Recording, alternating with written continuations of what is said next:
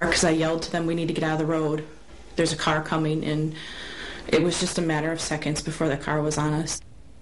A scary scene on a West Michigan freeway. It happened on Interstate 94 last night near Paw Paw.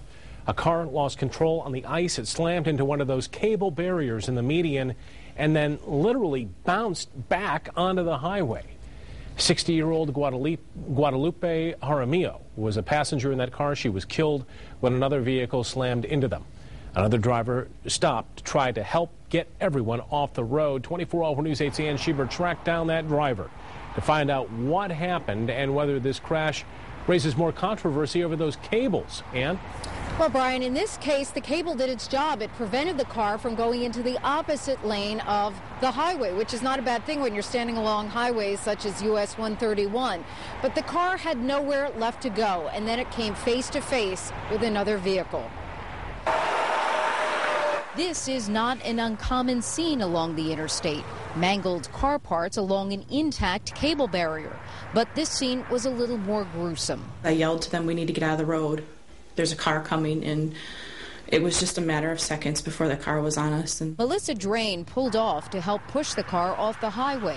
She said it was facing backwards in the passing lane of traffic. As she stopped to help push the car off the road, a third car driven by Jonathan Groda of Berrien Springs crashed into it. Police say Groda did not see the disabled vehicle and was unable to avoid it. Melissa blames the cable barriers along the road. I saw that they were damaged. When I came up on the car, they had obviously hit the cables. And I think that if those cables wouldn't have been on the barrier, I think that that car would have been just fine. Michigan has installed 300 miles of cable barrier along interstate highways. The cables prevent vehicles from crossing the median and slamming head-on into the opposite lane of traffic. What happened last night when the car bounced back onto the highway has been tough to explain. That's a freaky occurrence. That's pretty unusual for the cables to put somebody back in the middle of the roadway. They're supposed to absorb all the impact, whereas, of course, concrete barrier or steel guardrail does have the bounce back effect, and the cables do not.